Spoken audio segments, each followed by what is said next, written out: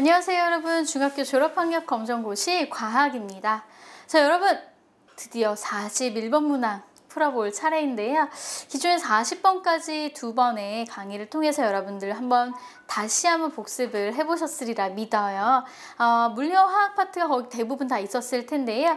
여러분들께서 만약에 40번까지라도 여러분들이 다 풀어보셨다면 분명히 좋은 결과를 얻을 수 있을 겁니다. 뒤에 나오는 생물 그리고 지구과학 파트까지도 여러분 함께 달려보도록 할게요. 자, 오늘도요 역시 물리 파트와 화학 파트 함께 보도록 하겠습니다. 41번부터 60번까지 문항 출발합니다. 자, 41번 문항입니다. 다음 그림에서 같은 전기를 띠는 금속끼리 옳게 짝지은 것은 이라고 했네요. 같은 전기를 띈다. 전기는요 플러스와 마이너스 두 개를 가지고 있다고 했죠. 자, 플러스를 띠느냐 플러스 마이너스를 띠느냐에 따라서 인력 또는 청력 둘 중에 하나의 힘을 나타냅니다. 자, 그림에서 보이시는 거 볼까요? A와 B는요 지금 서로 밀어내고 있네요. 바로 청력이 작용하는 거죠. 청력이 작용한다라는 것은 같은 극이라는 얘기예요. 예를 들어 A가 플러스 극이라면 B도 플러스를 띠고 있다는 얘기가 되겠죠. B와 C의 경우에는요 지금 서로 가까이 가려고 하고 있어요. 바로 인력을 띠고 있다고 할 수 있는데요. 인력을 띈다는 것은 B와 C가 서로 다른 전기를 띈다는 얘기죠. 즉 B가 플러스일 때 C는 마이너스를 띠겠죠. 자, C와 D를 보면요 서로 밀어내고 있음을 확인할 수가 있고요. C가 마이너스를 띌 때 D도 같은 극, 바로 청력이니까요. 같은 극, 마이너스 극을 띌 거예요. 그렇다면 지금 밑에 있는 보기들 중에서 같은 극, 그쵸? 같은 전기를 띠고 있는 경우가 어떤 경우가 있는지 찾아보시면 되겠네요. 자, 볼까요? A와 B 그리고 C와 D가 같은 전기를 띠고 있어요. 정답은 어디 있나요? A와 B는 안 보이고요. C와 D는 보여요. 정답은 4번 C와 D고요. A와 C 보시다시피 서로 다른 전기를 띠고요. B와 C도 마찬가지, B와 D도 마찬가지. C와 D만 마이너스로 같은 전기를 띠고 있는 걸 확인할 수가 있으시겠죠? 자, 얘는 마이너스로 바꿔도 마찬가지예요. 마이너스 플러스가 될 겁니다. 아시겠죠? 42번 갈게요. 42번 가도록 하겠습니다. 자, 열의 이동 방법 중 불을 피울 때 연기가 위로 올라가는 이유는 이라고 했어요. 연기가 위로 올라간다? 연기는 기체 상태의 물질 얘기하는데요. 기체 상태의 물질, 열을 전달시키는 방법 하나밖에 없네요. 바로 대류가 되겠죠. 액체나 기체 상태의 물질의 열의 이동 방식은 하나입니다. 바로 대류였고요. 불을 피웠을 때 연기는 위로 올라갑니다. 연기는 온도가 높죠.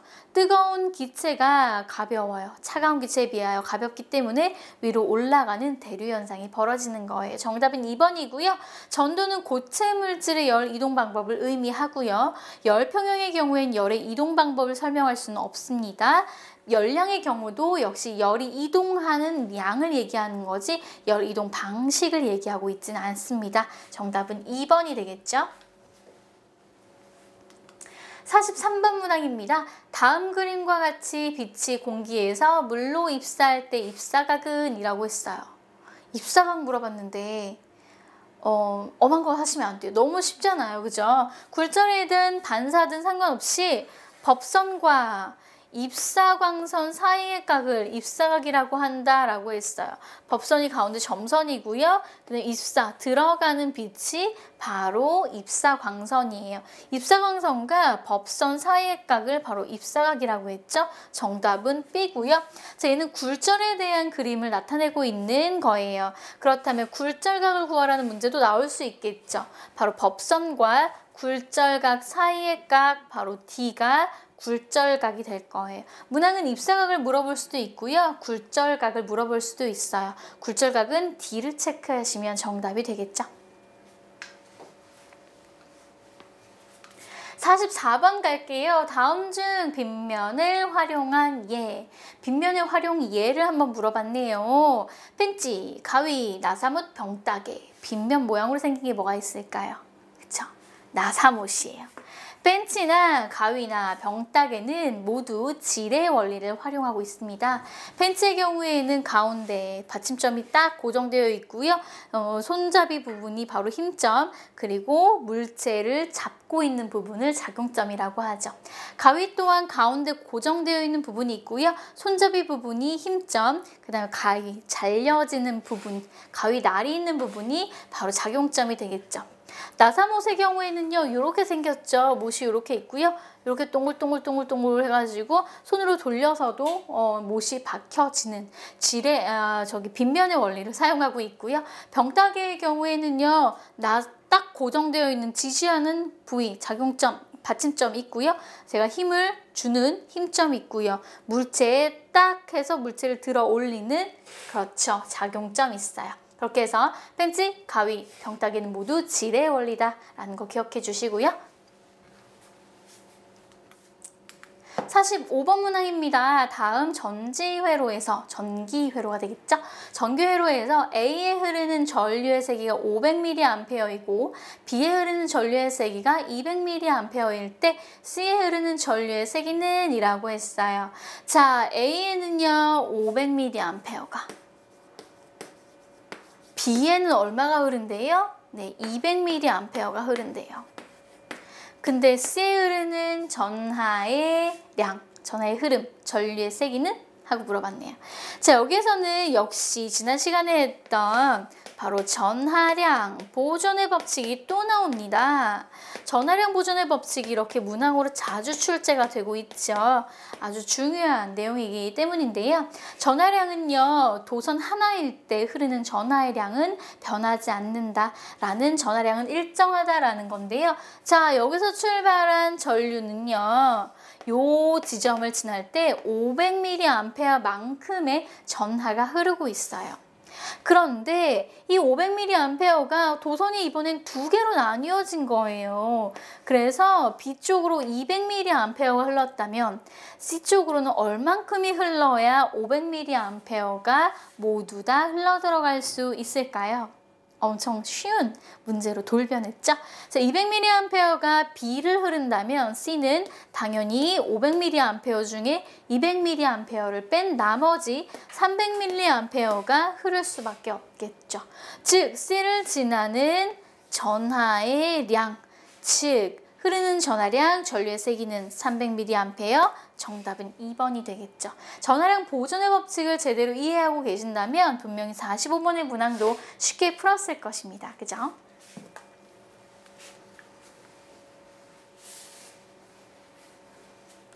(46번) 한번 갈게요. 자, 여러분들 딱 보기에도 힘에 대한 문제라는 거 아실 텐데요.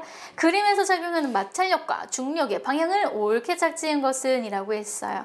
자, 마찰력과 중력의 방향, 마찰력은 힘을 가하는 방향은 반대 방향.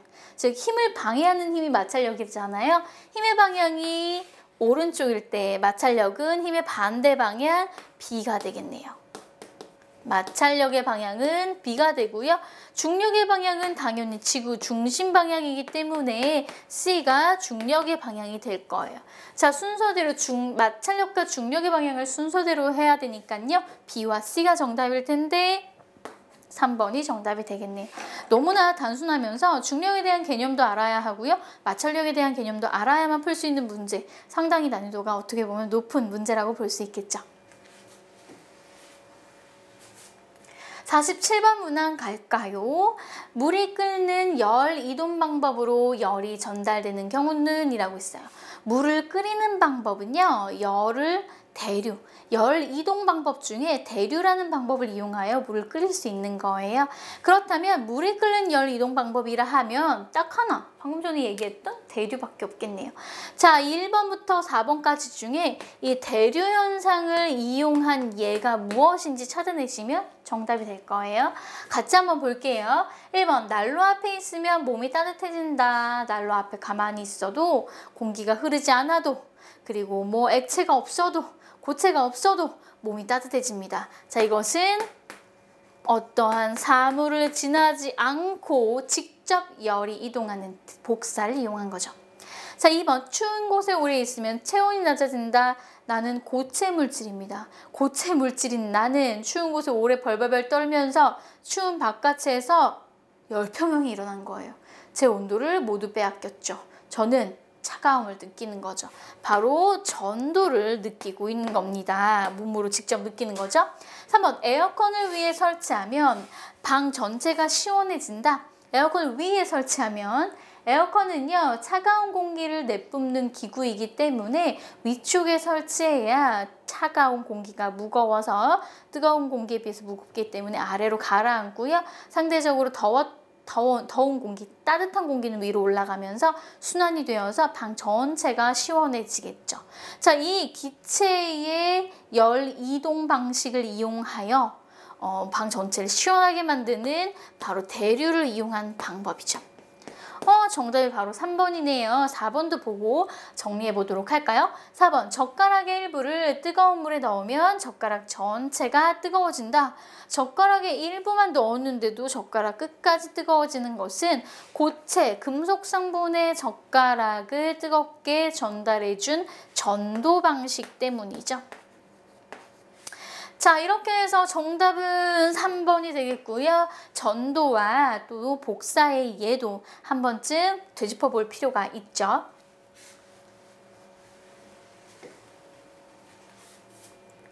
48번 문항 갈게요. 다음 설명에 해당하는 빛의 성질은 빛의 성질 너무 많이 해서 여러분들 지겨울 수 있을 것 같아요. 여러분들 직접 한번 답을 찾아보시는 것도 재밌겠죠? 거울 앞에서 자신의 모습을 비추어 본다. 거울 하면 나와야 되는 빛 성질 하나가 있네요. 자, 호수의 수면 위에 주변의 풍경이 비추어 보인다 라고 했어요. 모두 둘 다 비추어 보이는 예를 들어놨어요.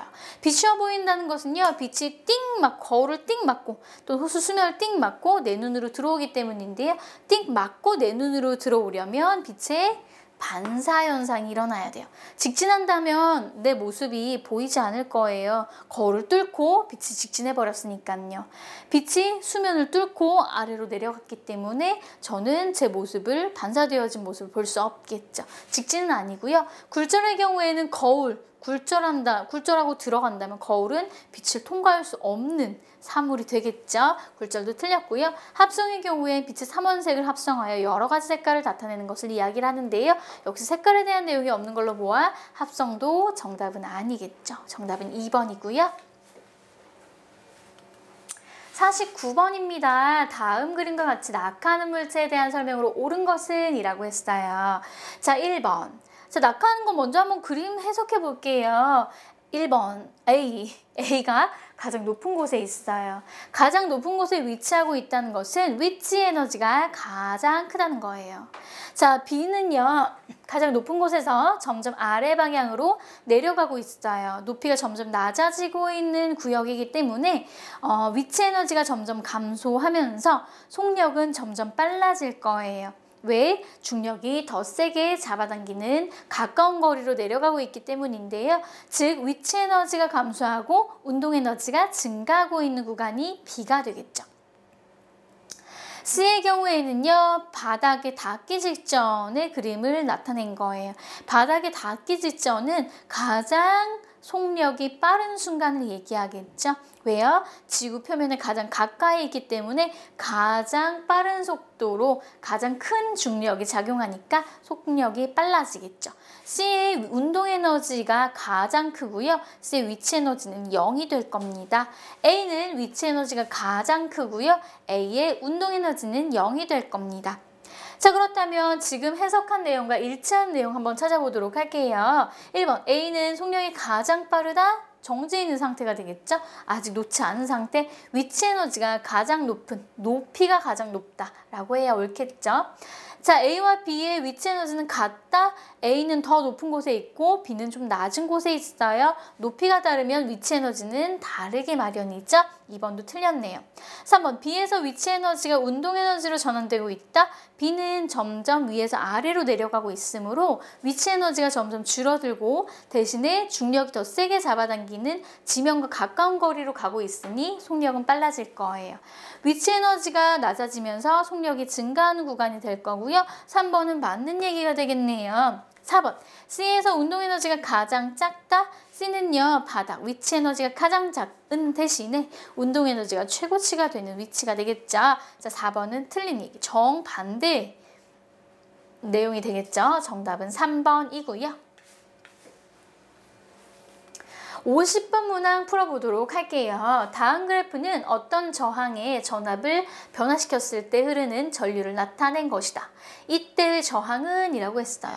자, 저항값을 물어보고요. 전류와 전압을 알려주었네요. 자, 그렇다면 전압과 전류를 이용하여 저항값을 구하는 식이 하나 있네요. 옴의 법칙. 옴이라는 과학자가 있습니다. 옴이라는 과학자가 바로 저항의 개념을 전류와 전압을 이용하여 설명했는데요. 옴의 법칙이 바로 그것이에요. 옴의 법칙이란 R은 I분의 V다. 즉 전압에 비례하고 전류에 반비례한다라는 내용을 옴의 법칙이라고 합니다. 그러면 이 옴의 법칙에 따르며 전류와 전압을 이용하여 옴, 즉 저항값을 계산할 수가 있겠죠.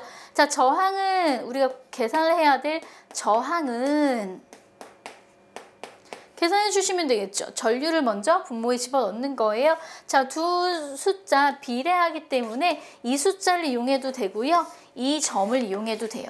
둘 중에 하나를 이용하면 되는데 여러분들께서 쉬운 숫자를 활용하시는 게 좋겠죠. 저는 이 숫자가 쉬워 보여요. 그래서 0.1과 3을 이용해서 풀어보도록 할게요.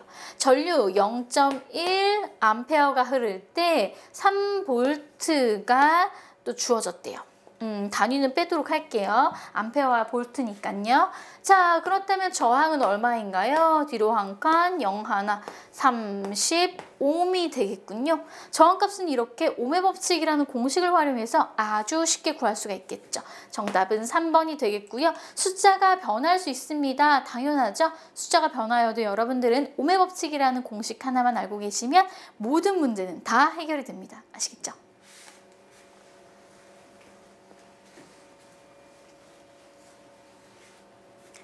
51번 문항 한번 풀어볼까요? 다음 중 물체에 접촉해야 힘이 작용하는 경우는 접촉해야 힘이 작용하는 경우 찾아보도록 할게요. 중력은요 아시죠? 이제는 물체를 여기다 놓고 손을 딱 띱니다. 접촉하지 않는 거예요. 하지만 지구는 이 물체를 잡아당깁니다. 접촉하지 않아도 지구는 물체를 잡아당기죠. 자, 중력의 경우엔 접촉하지 않아도 작용할 수 있는 힘입니다. 마찰력의 경우에는 마찰력의 정의가 뭐죠? 네, 서로 다른 두 물체가 접촉면 사이에서 나타나는 힘으로써 운동을 방해하는 힘이 바로 마찰력이라고 했어요. 내가 오른쪽으로 달려가고 있는데 내 지면은 내 왼쪽으로 작용하여 내가 오른쪽으로 달려가는 그 운동을 방해하고 있죠. 자, 마찰력의 경우에 반드시 접촉해야만 하는 힘이고요. 접촉하지 않으면 마찰이 이루어지지 않기 때문에 마찰력이라는 힘이 작용하지 않을 거예요. 전기력과 자기력의 경우에는요. 전기력은 플러스 전기와 마이너스를 띠고 있는 물체 사이에 가까이만 해도 청력 또는 인력이 작용하는 경우, 그다음 자기력의 경우에는 N극, S극을 띠는 자석 사이 또는 자석과 쇠붙이 사이에 가까이만 하여도 인력 또는 청력이 작용하는 접촉하지 않아도 작용하는 힘이 되겠죠. 정답은 2번이 되겠고요. 52번입니다. 온도가 다른 두 물체 A와 B를 접촉시켰더니 열이 B에서 A로 이동하였다. 이에 대한 설명으로 옳은 것은 이라고 했어요. 한번 볼게요. B에서 A로 열이 이동했다면 자, B가 더 뜨거울까요? A가 더 뜨거울까요? 그렇죠. 열 에너지는요. 항상 열 에너지가 많은 곳에서 뜨거운 곳에서 낮은 곳으로 열이 이동한다고 하였으니 B의 경우가 더 높은 온도가 되겠죠. A의 경우에 상대적으로 낮은 온도를 띠고 있을 거예요. 되시겠죠? 자, 그럼 볼게요. A의 처음 온도가 B보다 높다? 아니죠. 처음 온도가 A가 더 낮아요. 1번은 틀렸고요. A의 분자 운동은 점점 빨라졌다? 자, 그렇죠. B에서 A에게 전달하였으니 높은 경우에는 온도가 내려갈 거고요. 처음 온도가 낮은 경우에 온도가 올라갈 거예요. 즉 분자운동의 경우에는요. B는 감소할 거고요. A는 분자운동이 좀 더 활발해질 거예요. 차가운 게 미지근해진 거니까요. 자, 그렇다면 정답은 2번이 되겠네요. A는 차가운 물체였는데 점점 미지근해지면서 분자운동이 훨씬 빨라졌다라고 보여지는 거죠. 3번, 4번도 확인해 볼게요. B는 온도가 점점 높아졌다? 아니죠. 처음에 높은 온도였기 때문에 온도가 점점 낮아졌어요. 4번, A는 열 에너지를 잃고 B는 열 에너지를 얻었다? 아니죠. B가 A에게 열을 전달했다고 했으니까 A는 열 에너지를 잃고 B는 열 에너지를 잃고 A는 열 에너지를 얻은 상황이 되겠죠. 반대 상황이에요. 정답은 2번이 되겠죠.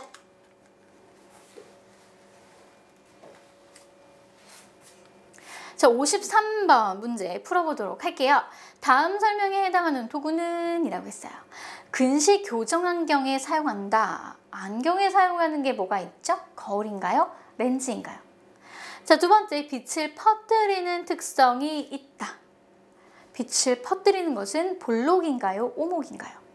렌즈인가요? 거울인가요? 자, 먼저 근시 교정 안경에 사용하니까 안경 대신에 안경에 렌즈를 끼지 거울을 끼진 않죠. 거울은 둘 다 아닐 거예요.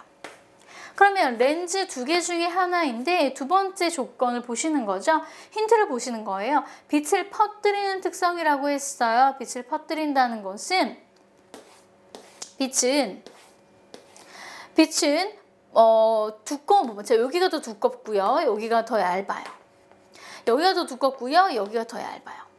빛은 어느 쪽으로 휩니까? 바로 통과한 빛은요. 두꺼운 쪽으로 휘어요. 두꺼운 쪽이 바깥쪽. 자, 얘는 통과한 빛은 두꺼운 쪽이 가운데 쪽이니까 두꺼운 쪽으로 휜다라고 보시는 거죠.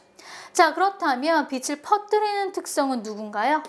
자, 화살표까지 표시를 해줄게요. 헷갈리지 않도록. 그렇죠. 빛을 퍼뜨리는 것은 오목 렌즈가 되겠군요. 정답은 4번이고요. 53번의 경우에는요. 렌즈의 특성에 대해서 정확하게 알고 계셔야 되는 문제예요. 단순히 외워서만 하기에는 외울 내용이 많기 때문에 렌즈의 특성에 따라서 빛을 어떻게 하는지까지 제가 그린 그림처럼 여러분들도 함께 학습하시면 좋고요. 항상 빛은 두꺼운 부분으로 꺾인다 라고 생각하시면 되겠죠. 정답은 4번입니다.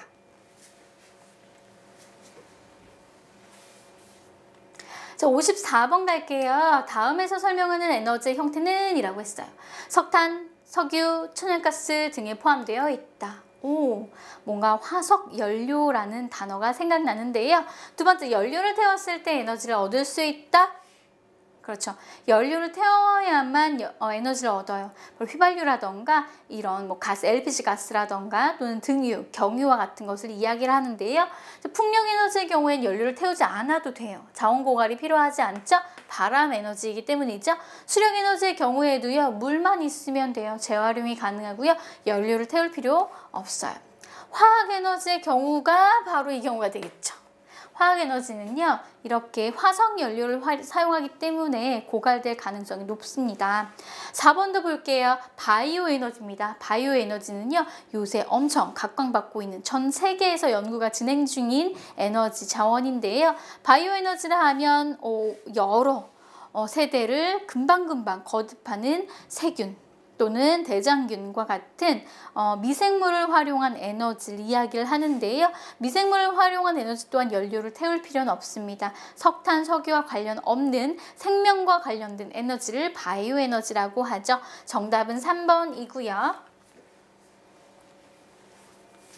55번 갈게요. 다음 6V의 전압을 걸어준 전기 회로에서 니크롬선의 저항이 2옴일 때 니크롬선에 흐르는 전류의 세기는? 이라고 했어요. 6V의 전압을 걸어줬네요. 니크롬선은 2옴이에요.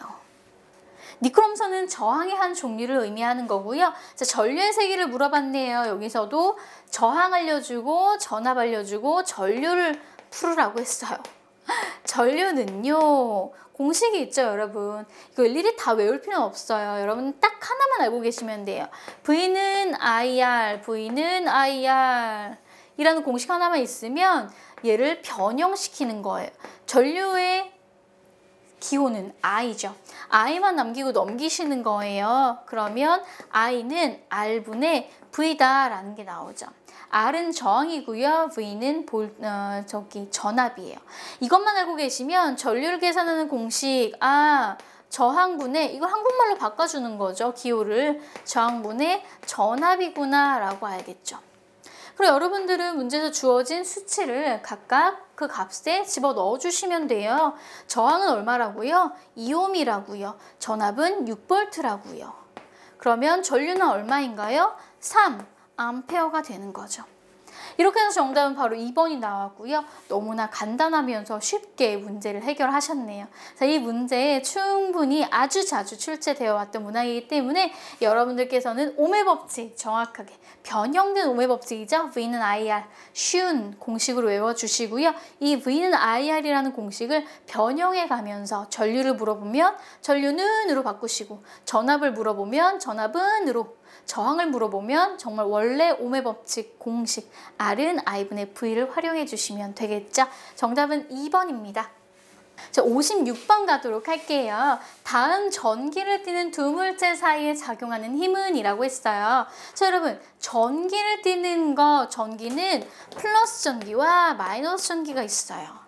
그래서 플러스 전기와 플러스 전기가 만나면 척력 서로 밀어내고요. 플러스 전기와 마이너스 전기가 만나면 인력 서로 끌어당기는 힘을 나타냅니다. 자, 전기를 띠는 두 물체 사이에 작용하는 힘은 마찰력? 아니죠. 구심력? 아니죠. 탄성력? 아니죠. 전기를 띠는 두 물체니까 전기력이죠. 실제로 여러분 중학교 졸업학력 검정고시에서 저런 문제가 나와? 저렇게 쉽게 나와? 쉽게 나와요. 이게 1번 아니면 2번 문항으로 이렇게 쉽게 나오기도 합니다. 그래서 간혹 어떤 분들은요. 너무 쉬워서 걱정이야. 뭔가 다른 속임수가 있을 거야. 하시면서 괜히 어렵게 생각하시는 분들이 계신데요. 실제로 난이도는 이 정도로 나오는 경우도 있어요. 물론 모든 문항이 다 이렇게 아주 쉽게만 나오지는 않지만요. 쉬운 문제도 있고 조금 어려운 문제도 있는 거죠. 그래서 의심하지 마시고 전기를 띠는 두 물체에 작용하는 힘, 전기력 기억해 주시면 좋겠죠? 57번 문항입니다. 그림과 같은 실험에서 관찰할 수 있는 열 이동 방법은 이라고 했어요. 자, 여러분 이것은요. 그림에 여러분들 교재에 그림 한번 보시면 여기는 금속 막대를 의미하고요. 금속 막대의 한쪽 끝에 알코올 램프를 이용하여 가열하기 시작한 거예요. 여기 지금 빨갛게 달구어진 걸 볼 수가 있는데요. 이 화살표는 바로 열이 이쪽 방향으로 점점 전달되고 있는 것을 나타내는 화살표예요. 자, 그렇다면 이 금속 막대의 한쪽 끝에 열을 가했을 때 열은 점점 오른쪽을 향하여 전달되더라. 그렇다면 가장 뜨거운 곳은 왼쪽 끝일 거고요. 가장 나중에 따뜻해지는 곳은 오른쪽 끝이 될 거예요. 자, 이것은 어떤 열 전달 방식을 이용하고 있는 것이냐? 바로 고체 상태의 물체에 열을 전달하는 방식을 보여주고 있는 그림이 되겠죠. 자, 고체 상태라 답은 전도가 될 거예요. 대류의 경우에는요, 액체나 기체, 물을 끓이거나 에어컨을 위에 난로를 아래에 설치하는 이유. 복사의 경우에는 고체, 액체, 기체를 모두 거치지 않고 직접 열이 전달되는 방식. 열평형의 경우에는요, 열 전달 방식이라고 설명하기는 어렵고요. 뜨거운 물체와 차가운 물체가 서로 접촉하였을 때 같은 온도를 띠게 되는 상태를 열평형이라고 한다고 했죠. 정답은 1번이고요. 58번 문항입니다. 다음 중 빛을 모으는 특성이 있는 렌즈는 이라고 했어요. 자, 이런 렌즈도요. 사실 달달달 외우고 계시면 좋죠. 하지만 외우지 못하거나 또는 굳이 이걸 외워서까지 뭐하러 푸느냐 라는 생각을 가지신 분들도 계세요. 쉽게 생각하세요. 렌즈는요. 항상 빛은 렌즈를 통과할 때 항상 두꺼운 부분이라고 쓸게요. 두꺼운 쪽으로 렌즈가 두꺼운 쪽으로 굴절돼요. 생각해 보세요. 두꺼운 쪽으로 굴절된다는 것은 여기는 두꺼운 쪽으로 이렇게 빛이 두 줄기가 들어왔을 때 두꺼운 쪽이 가장자리일까요? 중앙일까요? 중앙이 더 두껍잖아요. 그럼 중앙 쪽으로 꺾여요.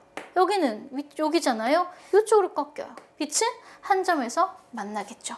빛이 모이는 거예요. 정답은 1번이 되겠네요. 그쵸? 이렇게 쉽게 문제를 푸는 겁니다. 자, 얘 보세요. 두 개가 모두 똑같아서 꺾이지 않겠죠. 그냥 투과합니다. 자, 얘 보세요. 이렇게 직진하여 들어왔을 때 두꺼운 쪽을 꺾일 거예요. 그쵸? 자, 여기 보세요. 이렇게 두 줄을 들어왔을 때 여기는 얘가 더 두꺼우니까 이쪽으로, 여기는 얘가 더 두꺼우니까 이쪽으로 퍼질 거예요. 정답은 1번이 되겠죠. 여러분들께서 이걸 달달달 외우시면 좋아요. 하지만 외워도 모르는 게 있어. 선생님 3번, 2번은 배운 적이 없는데요. 실제로 이런 문항들도 나올 수가 있어요. 하지만 여러분들이 기본 정보만 알고 계시면 모든 문제를 해결할 수 있겠죠. 빛은 두꺼운 쪽으로 굴절된다. 기억해 주시면 정답은 1번이다 라고 체크할 수 있을 겁니다.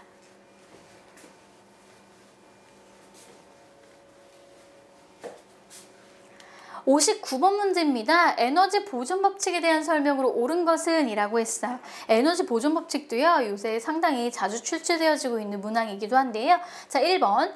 역학적 에너지는 항상 일정하게 보존된다. 자, 2번. 에너지는 형태만 전환될 뿐 그 총량은 항상 일정하다. 3번. 에너지가 전환될 때 소멸되는 만큼 에너지가 생겨난다. 4번. 공기 저항이나 마찰이 있으면 역학적 에너지는 열 에너지로만 전환된다. 자, 여기서 정답은 뭘까요? 정답에 약간 힌트가 있는 것 같기도 하고요. 역학적 에너지는 항상 일정하게 보존됩니다. 하지만 단 조건이 있어요. 공기 저항이나 공기 마찰이 존재하지 않을 때 보존된다는 거죠. 자, 이번의 경우에 에너지는 형태만 전환될 뿐 그 총량은 항상 일정합니다.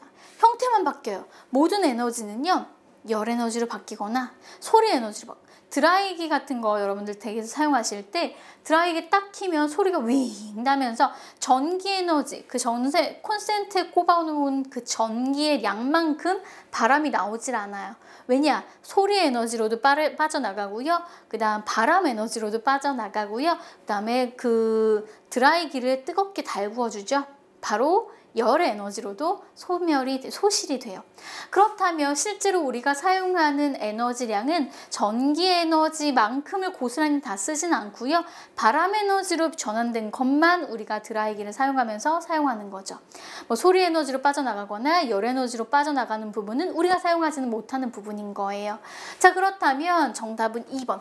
이 모든 에너지, 소리 에너지나 열 에너지 또는 바람 에너지를 모두 합치면 전기 에너지, 최초에 들어왔던 전기 에너지와 그 값이 같을 거예요. 아시겠죠? 이렇게 총량이 항상 일정하다라는 것이 에너지 보존 법칙에 대한 설명이고요. 1번은요, 헷갈리는 유형이긴 하지만 여기서 조건이 붙어야 돼요.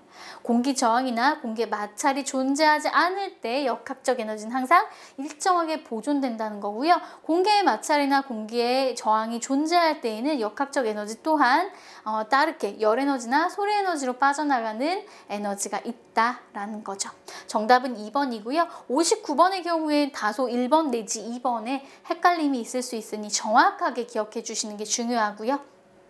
3번의 경우에 에너지 보존 법칙에 의해서는 소멸되거나 새롭게 생겨나는 에너지는 없다라는 게 에너지 보존 법칙의 기본입니다.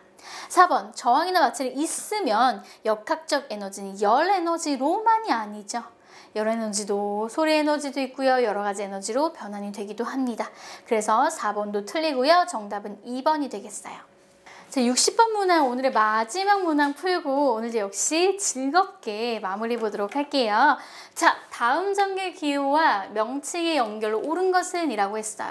자, V라고 써져 있네요. 1번. V는 볼트를 의미하죠. 전류계 아니고요. 전압계를 의미하는 그림입니다. 기호죠? 그림 아니에요.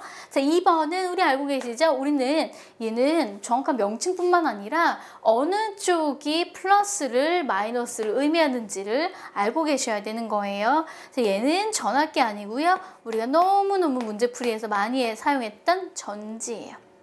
자, 얘는요, 저항이라고 했는데요. 어떤 친구 이거 저항으로 그냥 쓰시는 분 맞지 않아요? 라고 하는 분들 계신데요. 저항은 아니고요. 엄밀하게 전구를 의미하는 거예요.